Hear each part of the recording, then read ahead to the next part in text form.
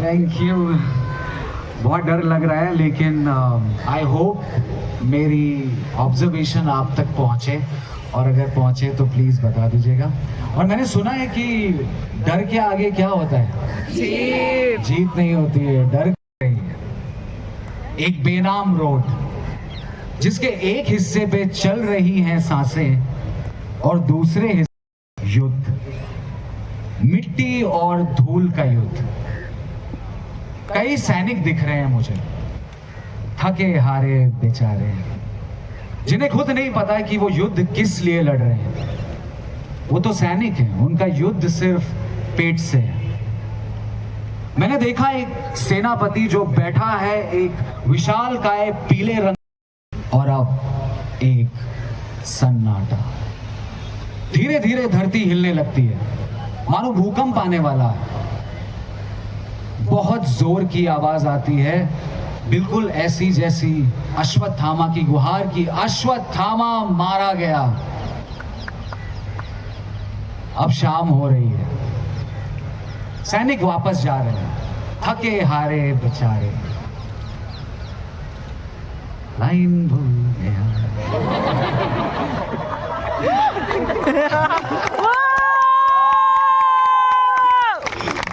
अब धीरे धीरे शाम हो रही है, सैनिक वापस लौट रहे हैं, थके हारे बेचारे। और मैंने देखा हवा में अभी भी उड़ रही है अश्वत्थामा की गूंज।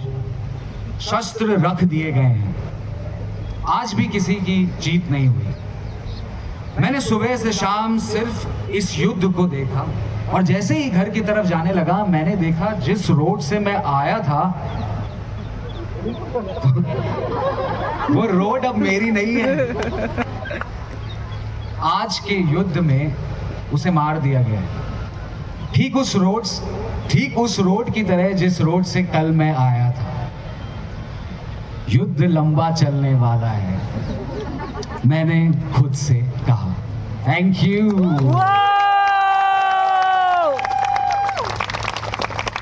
काली मक्खिया, परचून की दुकान पे गोपाल चाचा, और ऊंची टंकी पर मोटे बंदर। विश्वास मानिए, मुझे बहुत मजा आता है जब मुझे बैठना होता है। मैं झट से उठता हूँ और फट से बैठ जाता हूँ। अरे बैठने के इस खेल में आप मुझसे नहीं जीत सकते भाई। मैं पुराना चावल हूँ, झट से पकता हूँ और फट से बैठ जाता हूँ। मैं हमेशा तैयार सा रहता हूँ बैठने के लिए। कोई मुझसे मिलने आता है, मैं बैठ जाता हूँ। कोई मुझसे बिछड़ के जाता है तो मैं बैठ जाता हूँ। कोई अपने घर बुलाता है तो मैं उसके घर पे जाके बैठ जाता हूँ। हाँ, लेकिन अगर कोई मुझे बाहर बुलाता है वहां मैं नहीं जाता, वहां मैं बैठ नहीं पाता। देखिए, बैठना एक कला है।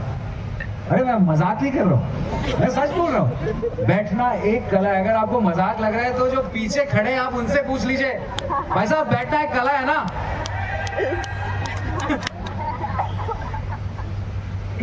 फिर से एक चीज और है कि बैठे रहने के कई फायदे हैं। पहला ये कि आप ढंग से बैठना सीख जाते हैं। देखिए भाई साहब बैठ रहे हैं, देखा। और दूसरा ये, जब आप ढंग से बैठना सीख जाते हैं तो चीजें हल्की लगती है, नहीं? और मुझे लगता है चीजें हल्की लगनी चाहिए, क्योंकि भारी तो आप हैं ही।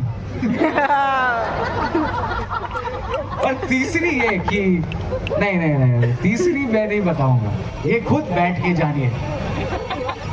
जी हाँ, लोग कहते हैं कि बैठे बैठे कुछ नहीं मिलने वाला। ये तो सुना होगा ना आप लोगों ने कईयों से, पापा से, मम्मी से, दोस्तों से, अरे क्या बैठे रहते हैं। लेकिन मेरा मानना थोड़ा अलग है। मैं लोगों की जरा कम सुनता हूँ। मेरा मानना यह है कि जब तक लगे नहीं कि उठने का मन हो, बैठे रहिए। जब तक लगे नहीं कि उठने का मन हो, बैठे रहिए और सुनिए वो सारे गीत जो आपने नहीं सुने। करिए खुद से बातें जो आपने अभी तक नहीं की। अरे धूप में बदन सेकिए, गर्मा गर्म चाय के मजे लीजिए, बगल वाली खिड़की में झांकिए,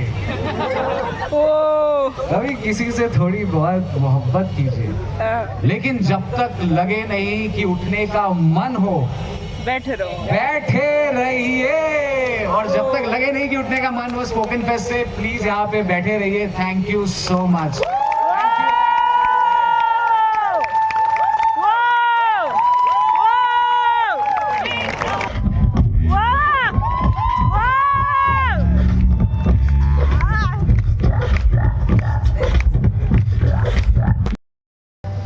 नए जैसे नई सुबह और उसके उजाले, नए जैसे किसी किताब का खुला नया नया पन्ना, नए जैसे नया खुला खाने का डिब्बा जिसकी खुशबू कहती है आज तो लाइफ सेट है। पिंडी chole, and we were not guilty about it. That's how you know it's love or lust. क्योंकि शुरुआत में तो दोनों सेम ही लगते हैं, पर नतीजे completely अलग। Hey, I was not lusting, okay? वो तो मेरी आत्मा आपकी कॉलर बोन से जुड़ गई थी। जुड़ाव सुना था, कॉलर बोन से जुड़ाव जरा नया है नहीं? मैं ना हमेशा से जानता था कि हम दोनों अलग हैं, दो अलग रास्ते, दो अलग डगर, two different methods to solve the same equation.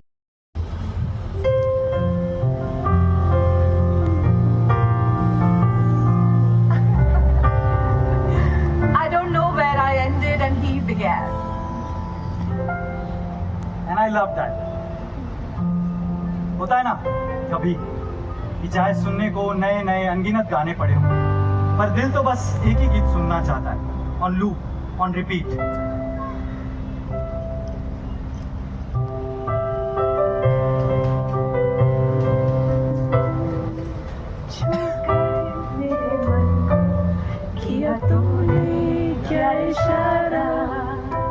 He was that song, on repeat.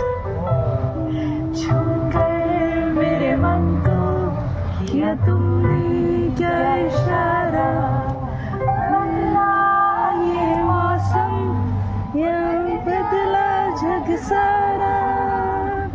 फिर मौसम बदल गया, हम प्रैक्टिकल हो गए। जहाँ सब कुछ दो हुआ करता था, अब एक होने लगा।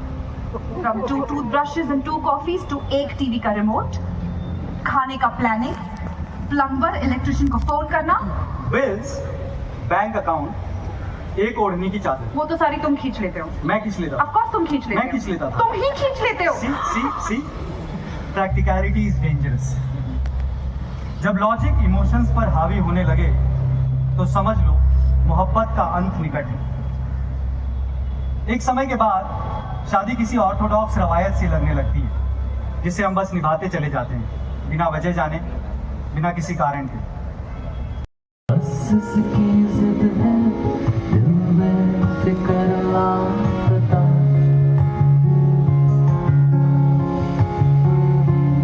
कैसी ये धुन है, कौन भी कुछ ना मिला।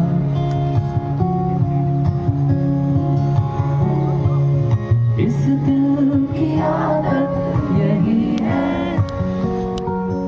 गिर कर संभलता नहीं है, जालिम समझता नहीं है ये कोई ज़बान।